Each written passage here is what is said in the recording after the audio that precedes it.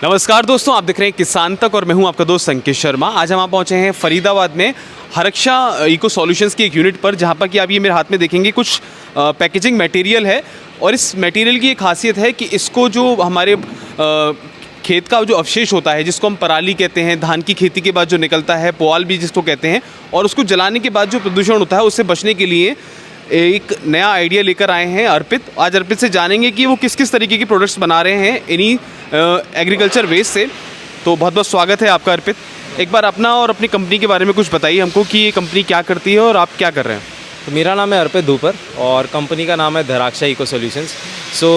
जिसका कि मतलब होता है धरती की रक्षा। धरा का हिंदी में मतलब होता है धरती और रक्षा मतलब बचाना किसी भी चीज़ को।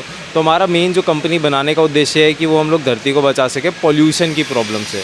पॉल्यूशन भी दो तरह का, पहला हमारा पॉल्यूशन जो कि हमारा एयर पॉल्यूशन है, यानी कि जो पराली जलने से पॉल्यूशन हो रहा है, और दूसरा जो प्लास्टिक और थर्मोकोल से पॉल्यूशन हो रहा है, जिससे कि हमारा जितना भी लैंड रिसोर्स है, जितना भी हमारा वाटर बॉडीज़ है, जितनी हमारे नदी वगैरह है और समुंदर है, जिसमें कि थर्मोकोल जाने से बहुत ज़्यादा पॉल्यूशन होता है, उसको हम रोक सकें। तो इस थॉट के साथ हमने कंपनी को बनाया था कि हम लोग पूरा एयर पॉल्यूशन और सारे पॉल्यूशन के रिसोर्सेज को ख़त्म कर पाएंगे। तो इसके लिए हमारा जो प्रोडक्ट है, हम लोग पराली को यूज़ करके उससे हम एक थर्मोकोल का अल्टरनेटिव बनाते हैं जो कि बायोडिग्रेडेबल होता है, यानी 60 से 90 दिन के अंदर इसको आप कहीं भी गाड़ दीजिए, ये पूरा का पूरा कंपोस्ट के अंदर कन्वर्ट हो जाएगा। तो इसका क्या प्रोसेस है, उसके बारे में एक बार हमको दिखाइए क्या है। हाँ, तो हमारा पहला प्रोसेस होता है कि हमारा जो पराली होता है वो हमारा आता है पंजाब हरियाणा से बेल की फॉर्म में, यानी कि उसको हम लोग बंधवा के बेल करवा के यहाँ पे मंगाते हैं। जो हमने देखा था फैक्ट्री के बाहर पड़ा हुआ था। उसके बाद पहला स्टेप होता है श्रेडिंग, यानी कि उसको काट के छोटे छोटे पीसेस में कन्वर्ट कर देते हैं। तो ये जो आप मेरे पीछे देख रहे हो कि ये है वो साइज़ जिसमें कि हम लोग इसको छोटा छोटा करके चॉप करके कन्वर्ट कर देते हैं। ये जो मेरा मटेरियल है, अब ये मेरा रेडी है प्रोडक्ट बनने के लिए। तो इसके बाद हम लोग आएंगे हमारे नेक्स्ट स्टेप पे, जिसमें कि हम लोग क्या करते हैं कि ये वाले मटेरियल को हम लोग मिक्स करेंगे, थोड़ा सा पानी डालेंगे और थोड़ा सा न्यूट्रिएंट डालेंगे। उससे क्या होगा कि ये वाला मटेरियल एकदम मेरा रेडी हो जाएगा मशरूम की ग्रोथ के लिए। मशरूम एक ऐसा कल्चर जो हमने अपने लैब में डेवलप किया। तो ये वो मशरूम नहीं है जो आप मार्केट में ख़रीद सकते हैं या जो आप खाते होंगे, ये एक स्पेशल टाइप का मशरूम है। तो ये हम लोग ने फिर इस मशीन में वो पूरा मिक्स हो जाता है। एंड ये जो आप देख रहे हैं, ये फिर हमारा कंसिस्टेंसी निकल के आता है जो कि थोड़ा सा गीला है, ठीक है, उतना सूखा नहीं है। और ये वाला, तो इसके अंदर वो सब चीज़ें हैं जो इसके अंदर वो सारी चीज़ें हैं। और इसके अंदर हम लोग मशरूम का डालते हैं स्पोर, यानी कि उसका एकदम जैसे आप देखेंगे कि फूल के अंदर एकदम उसका बीज निकलता है एकदम हल्का सा, बिल्कुल वैसे से एकदम माइक्रोस्कोपिक होते हैं। यानी कि आप हाथ में उठाएंगे तो आपको लगेगा पाउडर जैसा है, पर इसको आप एक बीज को अपनी आंखों से नहीं देख सकते, वो माइक्रोस्कोप के अंदर दिखेगा। यानी अगर आपने ऐसे टच किया तो वो मान लीजिए आपके हाथ में 1 करोड़ बीज आ गए, है ना। एक बीज देखना है तो वो माइक्रोस्कोप के अंदर ही दिखेगा। तो ऐसे हमने बीज फिर इस मटेरियल में ऑलरेडी मिला दिए, ठीक है। फिर इनके हम लोग बैग बनाते हैं, ठीक है।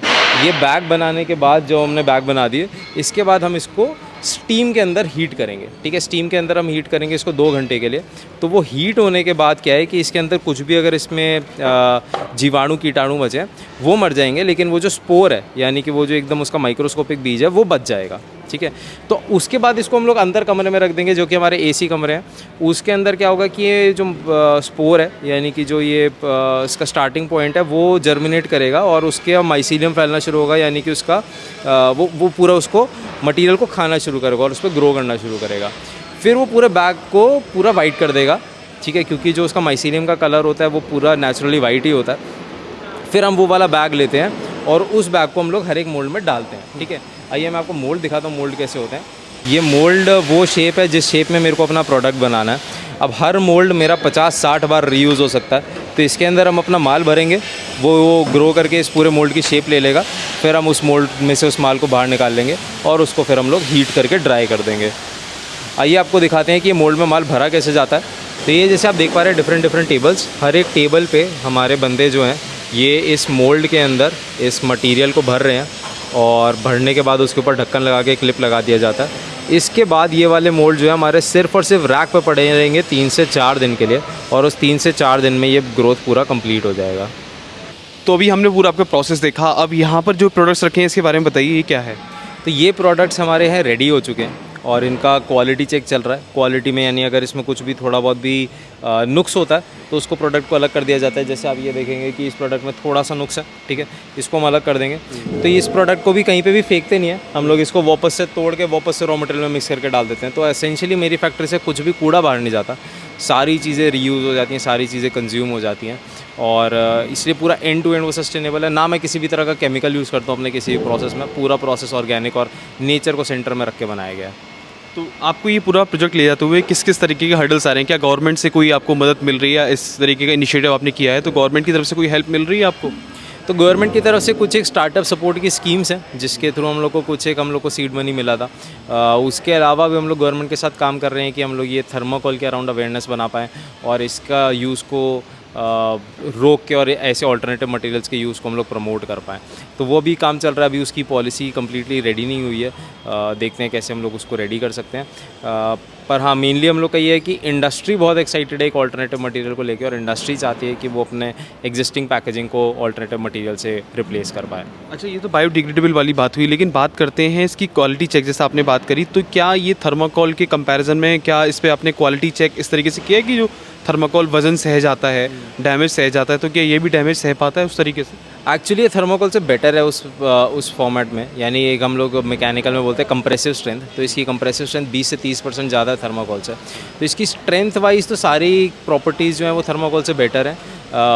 बस इसका ये है कि इसको टाइम बहुत लगता है, इसलिए हम लोग अभी इसकी कॉस्टिंग ऑप्टिमाइज़ करने में मेहनत कर रहे हैं कि हम लोग इसकी कॉस्ट और कम ला पाएँ। आज की सस्टेन करने के लिए बहुत ज़रूरी है, जो कि सस्टेन करने के लिए बहुत ज़रूरी है। आज की डेट में हमारे पास 10 कस्टमर है, पर 10,000 कस्टमर तक पहुंचने के लिए मेरे को इसकी कॉस्ट कम लानी ही पड़ेगी।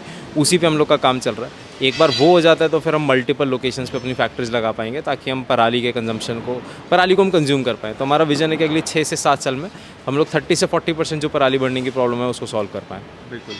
तो ये थे हमारे साथ अर्पित, जिन्होंने बताया कि कैसे ये जो पराली होती है, जो वेस्ट होता है एग्री वेस्ट, उसकी मदद से इस तरीके के बायोडिग्रेडेबल जो पैकेजिंग प्रोडक्ट्स होते हैं उन पे काम कर रहे हैं। तो आशा करते हैं आपको हमारी वीडियो पसंद आएगी। अगर आपको हमारी वीडियो पसंद आई तो हमारे यूट्यूब चैनल को आज ही सब्सक्राइब करें, बेल नोटिफिकेशन दबा दें, जिससे कि आपको हमारे चैनल की सारी ताज़ा अपडेट मिलती रहे।